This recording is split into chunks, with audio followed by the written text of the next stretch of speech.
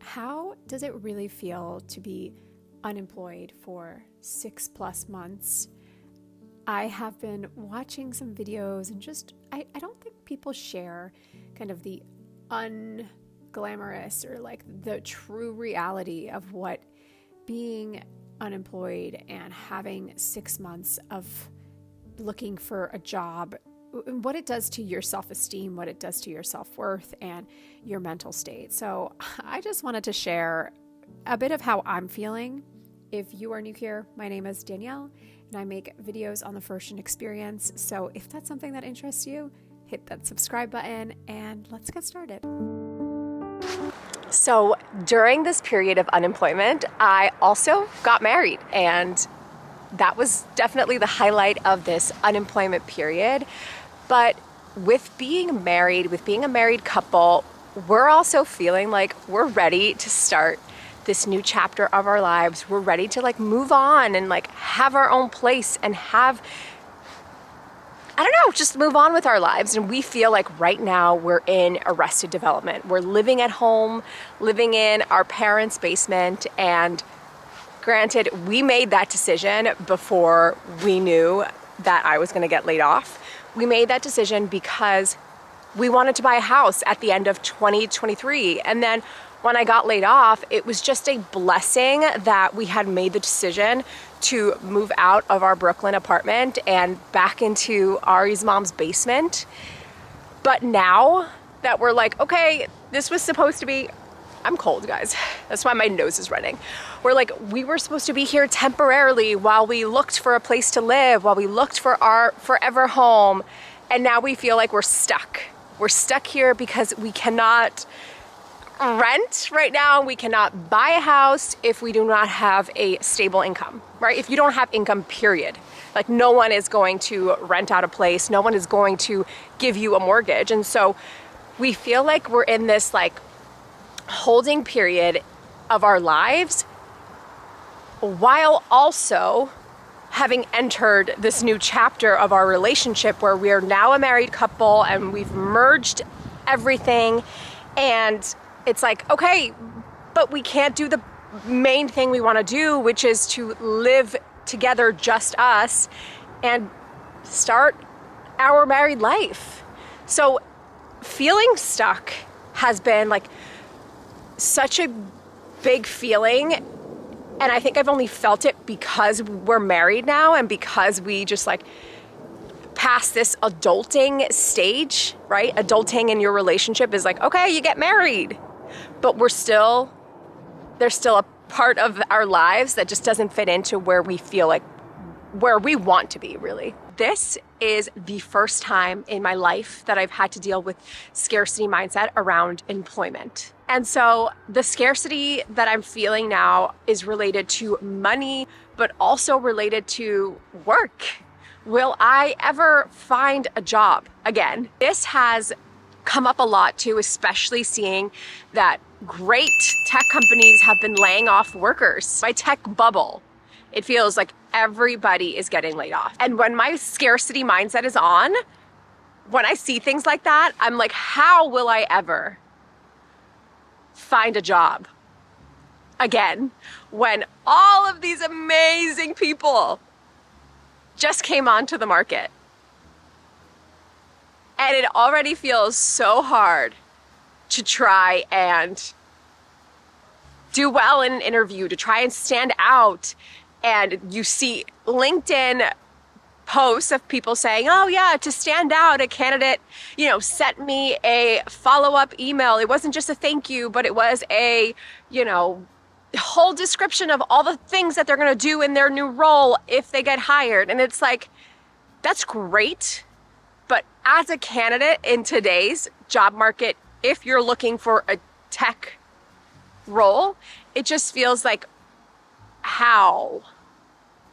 It's just so easy for me to get stuck in this like, oh my God, will I ever get a full-time tech marketing job again? And to get stuck in this like,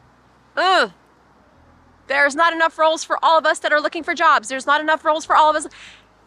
And that's been like probably the hardest thing for me. in this job search has been just getting over that scarcity mindset and reminding myself that I am unique in my own ways. Not only is it the constant reminder that yes, I am different and I have my own set of skills and I have my own things that I bring to a company, but also living outside of that scarcity mindset. So a piece of that scarcity mindset that I talked about is the money aspect. There are moments when I'm like, oh my God, this unemployment could actually last longer than 6 months. It could maybe last a year. And thinking like, oh, I don't want to like even spend that money on that dinner because, oh, what if I need that for living expenses or whatnot? But something I learned in therapy was that you have to look at facts, reality, versus all the things that you're thinking about and making up in your head, right? So my reality is, yes, I have savings. Yes, I don't have a job, so I'm not bringing income, but not live in that constant, like I can't afford to go out to eat because I don't have a job. But instead say like, let me go out to eat because it's good for my mental health, and accept that the money will come back into my life. And I actually did this last week in planning my dad's 50th birthday. I was all nervous about how much money we were going to spend, and I didn't want to be nervous. And I was like, okay, you know what? Whatever. So be it. You spend money. It's fine. And the end of that weekend, I finally sold the candles that we had from our wedding on Facebook Marketplace. So yes, we spent money, but then I also made money that end of that weekend. So trying to live outside of that scarcity mindset is something that you constantly have to practice.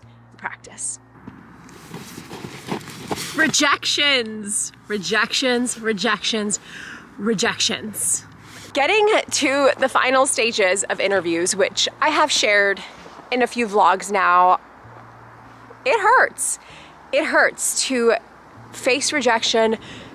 Yes, at the initial like application phase, when you really feel like you're a good fit, you write a brief like cover letter that is so personal to that company, and then get a we don't even want to give you a phone screen email. But also when you get to the final stages and you don't receive an offer, that hurts. I'm just upset because I just want to have a job already. I don't understand. Like, it isn't translating, I guess. It isn't translating in the interviews that I'm having. And it just makes you have to really fight for your freaking self-esteem. And like, I think I'm pretty good. Because you're like, what did I not do? What did I not say? And I think constantly interviewing has made me feel, it has brought up these feelings of like, am I just not good enough? Because I'll be on an interview and I immediately know like, oh yeah, I'm not gonna get called back. Because I can tell by the energy of the interviewer, or simply by how I feel, how insecure I feel, answering certain questions that I ask myself like, damn, that really stumped me. I didn't have an answer to that question. I just walked around in circles, not answering the question that they asked me, and I overthink all of these interviews. I'm trying to do better. I am trying to do better, and I think I have. I also, to help beat this, I write down the questions that I feel like I didn't have answers to right after the interview so that I can prepare better for a next interview that I have. But it still doesn't stop the fact that you like replay that interview in your head and you're like, oh my God.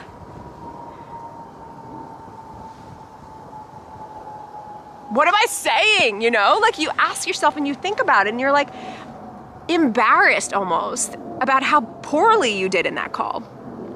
That you question like, I'm not good enough to have this job. When in reality, you are and you can do that job. But it's like, sometimes interviewing is just so hard. And then there's also, at one point in this unemployment period, I logged onto LinkedIn because I, go on LinkedIn because I need to find a job and connect with people, network. And I saw that my old employer had hired somebody in my position, a little more senior, a senior role, but it upset me a little bit. I thought, why didn't anybody even like reach out to see if, one, I'm still looking for a job and if I'm interested in my job back? They must have not thought that I was a good employee. They must have not wanted me in the first place.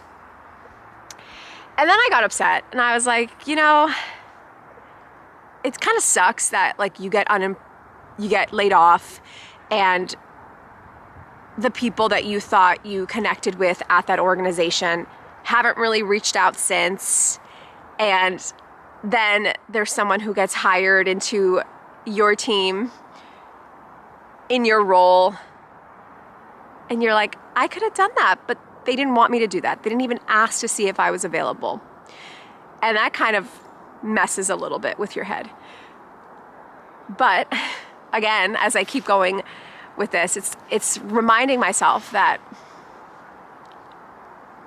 it probably has nothing to do with me. It most likely has nothing to do with me. And after years of therapy, this should come naturally to me, right? I should naturally know that like when these feelings come up, I should be like, oh, you know, let's feel them, but let's not dwell on them. And I think I did a really good job when I saw that LinkedIn post. I sent a screenshot and I shared it with my partner. I said, how could they? And then I let it go. And then I said, it's fine. It's fine. Let it go. We just need to be kinder to ourselves. And that is all you can do. Just be nice to you. This period of unemployment has got me questioning a lot of things. With all of the rejection, I have been kind of forced to think about, what does a life outside of working in tech as a marketer look like? What else can I be doing? What else do I want to be doing? And really thinking about, is this unemployment and layoff period an opportunity for me to try something else, to explore other industries, to do the things that I've been wanting to do for years but haven't done? When I was working full time, I didn't have the space because, you know, you're working 40 plus hours a week. I didn't have the space and time to like pause and be like, am I going in the direction that I want my life to be going in? Sure, I was still creating videos on YouTube, but I wasn't really giving myself a pausing period to be like, is this the path that I want to keep growing in? And I really think that this period of just pause and not working, although let me tell you, looking for a full-time job is a lot of work. I prep hours for interviews. I prep presentations across multiple days. So it is a lot of work, but it has made me pause and think, what do I want for my life? And this has been really confusing because there is a part of me that like puts on marketing and product podcasts and listens to them because I enjoy it. I enjoy, you know, hearing how the head of engineering at Atlassian is thinking about how she builds. Like, I enjoy those kind of things. But then there's another part of me that's like, I love that I have more time to like be creative with my YouTube videos, that I'm like making vlog style videos that I hadn't really thought about in the past. So it has made me like really stop and think like, what do I do next, right? When I land that full-time job, I'll have a steady paycheck, but I do not want to forget this feeling of like, am I building the life I want to be building? Am I living the life I want to be living? And if not, how do I change things so that I can have that space to explore the other things that I'm interested in? Okay, so I know that I just shared some of the lowest things I've been dealing with in this forced unemployment period. But truthfully, it hasn't been all that bad. I don't know, like part of me just can't imagine how I'll go back to giving 40 plus hours of my life to an employer.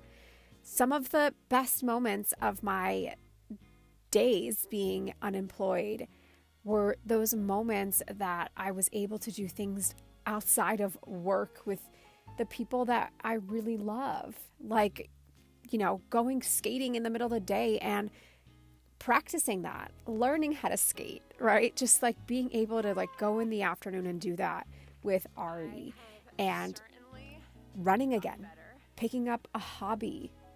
I stopped running in 2019, and just the ability to have the time and mental energy to say, I'm going to try this again.